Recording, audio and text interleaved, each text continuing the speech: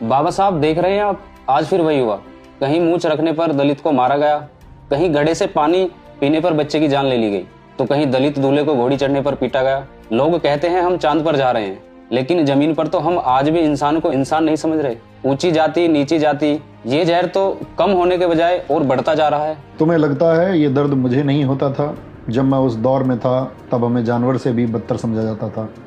हमारी परछाई से भी लोग दूर भागते थे। मुझे लगा था कि अगर मैं कानून बना दूंगा, सबको एक बराबर खड़ा कर दूंगा, तो शायद लोगों की मानसिकता बदल जाएगी।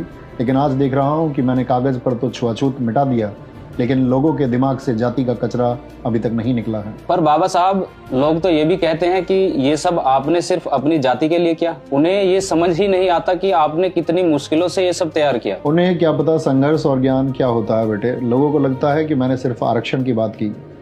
उन्हें बताओ कि जब मैं कोलंबिया और लंदन में अपनी रातें काली कर रहा था, तब मैंने द प्रॉब्लम ऑफ रूपी जैसी किताबें लिखी।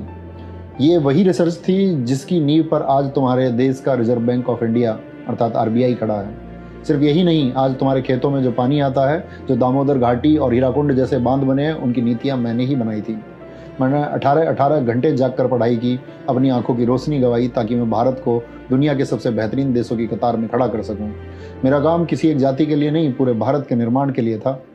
तुम्हारे लिए आराम करने की परिभाषा होगी 1 घंटे रील्स स्क्रॉल कर लूँ, कुछ घंटे चैटिंग कर लूँ। जानते हो मेरे लिए आराम का मतलब क्या था? एक और नई किताब पढ़ लूँ, अपने ज्ञान के दायरे को और बढ़ा लूँ। पर आज उसी संविधान को कुछ लोग बदलने की बात करते हैं। उन्हें लगता है कि संविधान हटेगा तो देश मजबूत होगा। मूर्ख हैं वो लोग। वो ऐसा इसलिए कह पाते हैं क्योंकि तुम खामोश हो। संविधान कोई कागज का टुकड़ा नहीं है। संविधान वो लक्ष्मण रेखा है जो तानाशाही को तुम्हारे घर में घुसने से रोकती है। जाकर उन अंधभक्तों और विरोधियों से कहो कि यह संविधान सिर्फ दलित या पिछड़ों की ढाल नहीं है।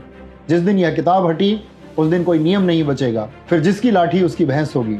आज जो गरीब, सवर्ण या मध्यम वर्ग का आदमी पुलिस की आंखों में आंखें डालकर बात करता है, वो इसी संविधान की वजह से है। यह रूल ऑफ लॉ है। अगर संविधान गया तो तुम सब, चाहे ब्राह्मण, शूद्र या दलित हो, सब गुलाम बनोगे। उस दिन इंसान की कीमत खत्म हो जाएगी और पुराना दौर लौट आएगा।